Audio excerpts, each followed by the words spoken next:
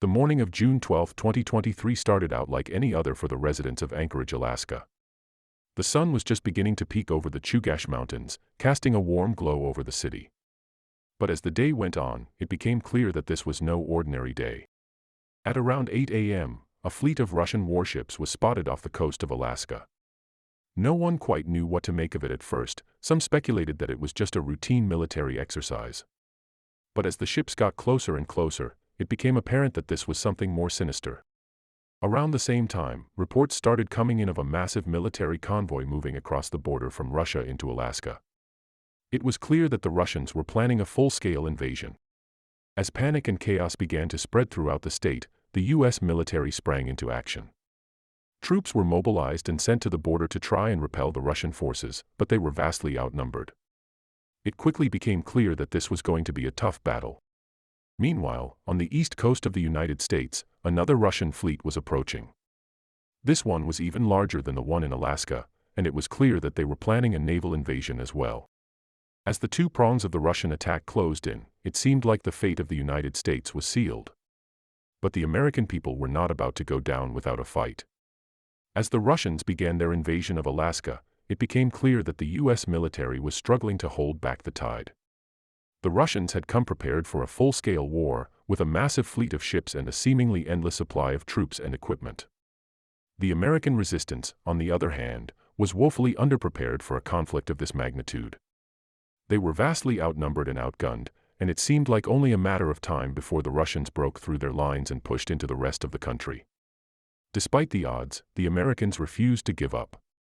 Civilians joined the military on the front lines, and together they fought with all the strength and determination they could muster.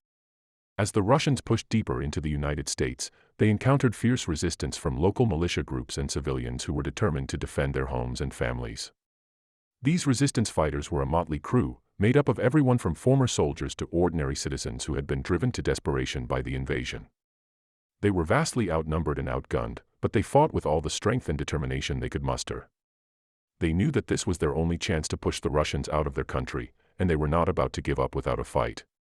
One of the most pivotal battles between the resistance and the Russian army took place in the small town of Rosewood, nestled in the hills of rural Colorado. The town had been occupied by the Russians for weeks, and the local resistance had been biding their time, waiting for the right moment to strike.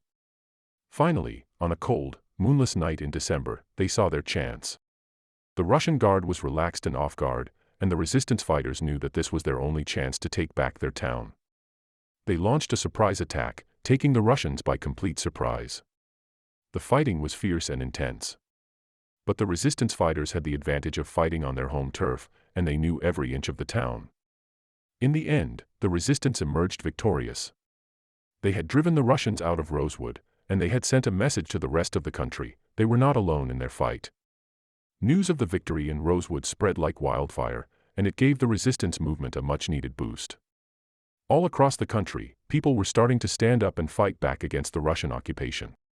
It was at this point that a pivotal battle took place on the Continental Divide, the mountain range that runs down the center of the United States.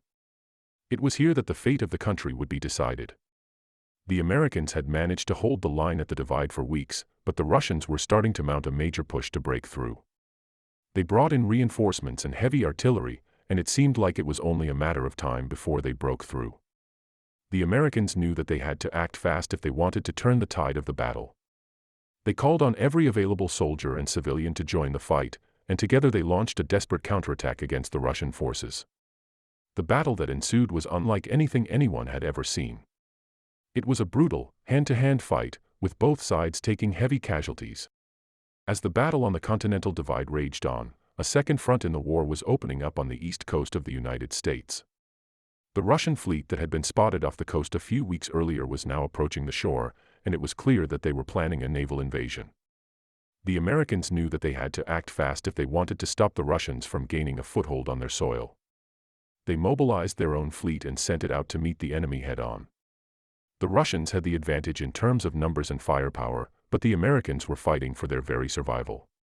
The key to the battle was the aircraft carriers that both sides had deployed.